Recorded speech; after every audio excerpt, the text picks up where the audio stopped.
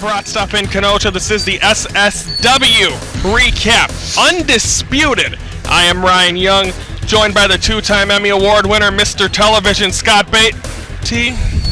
What? Why would you wear that on commentary? What, a shirt? No. Let's see what happens when I don't wear a shirt to commentary. What? Never mind. The show started off, of course, ladies and gentlemen, with your opening contest. We had a mini. What is this? The recap? Yes. So we're going to talk about what just happened? Yes.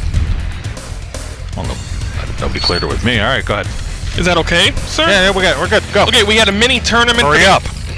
We had a mini tournament for the SSW Championship #1 contendership. So, of course, in the first match, you had Ruff Crossing going one-on-one against DDS. DDS had a kind of a new. You were kind of impressed by how he came out here. Well, listen, DDS has been here for a while, and he's been a fan panderer. You know, and tonight he had a little bit of attitude, and he brought it to the ring. In the end, it didn't do him any good. Ruff Crossing did go over in the opening match of this four-man tournament, but going forward, I want to see what DDS is bringing to the table. Then in your second match, you had Bulletproof Ben McCoy going one-on-one against William Jacobs. William Jacobs gets the victory. This is my victory dance. Yeah, it's great. Pretty good, isn't it? And, I mean, William Jacobs, I've said many things about him before, but he does get the win in that match. What do you mean you said many things? You said he's great, he's talented. No, that's you. He might be the best wrestler in the company. Those kind of things? No, didn't say any of those. So your match later on in the evening would be Ruff Crossing versus William Jacobs. Then, of course, we had the #1 contender for the tag team titles, East-West Express. They win. They get a win over Dysfunction and Alex Grace. Disgrace. Don't you like this? I love the team name. I love the team. I've been a fan of Dysfunction for a long time, both the wrestler and in family drama. But they couldn't get it done tonight. Come up a little short against the East-West Express. But, you know, Ryan Cross and Jeff LUXON, I just can't shake these two. And now they're #1 contenders. I'm beside myself with... Did I mention I really don't like them? Yeah, you've said it numerous times on commentary as well. They're starting to become my favorite tag team. Yeah, not only do I got to see Jeff LUXON, you know, making my Subway sandwich at the. What'd you say his ring gear looked like tonight? He was wearing Wonder Woman's underpants. I don't think so. Swear. Okay. We had the Midwest Heritage title on the line. Shogun Chris Logan retains over newcomer Eric Priest, who was brought in by Mirko Jokop, who was our commissioner for the evening. Mirko Jokop, we'll talk about what happened to him a little bit later, but one of the best things he did was bring in this Eric Priest. Eric Priest was terrific, and he really, really gave the Shogun Chris Logan all he could handle. And Chris Logan, the fans were really behind him tonight, which is not the usual way it plays out here, is it? No, but he's from Chicago, so he's a good guy, right? What are you asking me for? Yeah. Then, of course, we had intermission, and then we have the #1 contender match for the SSW Championship. Ruff Crossing versus William Jacobs, and William Jacobs grabbed his oven mitt. What are you talking about? And then the referee took it from him.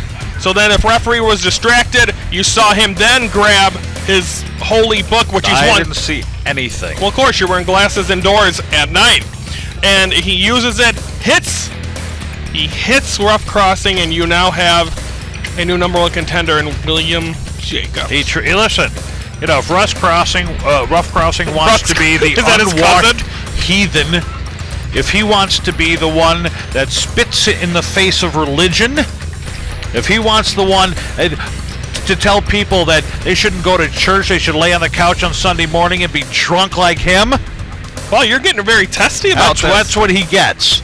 Because my spiritual advisor, William Jacobs, is the new #1 contender to the SSW title. Yeah, baby. And also, that wouldn't be also good friends with the Pope. You said that, I don't believe you. But that wouldn't be the last time we saw William Jacobs. We'll get to that in a little bit. You had the SSW tag team titles on the line. It's Natural Fury got their opportunity, but failed against Hardcore Impact. Now, I got another question for you. You know, I hate PAULY THOMASELLI worse than I hate asparagus. Asparagus is good for you. But what I got a question for is this match down the line you are going to absolutely hate, and I love it. You're going to see Hardcore Impact against the East-West Express. What are you going to do with yourself? When is it? Is that going to be June 4th? I'm not sure. I might have to call in sick. Just for that match, though. I'll come back for the main event. Why? Damn it. So then, of course, your main event SSW Championship.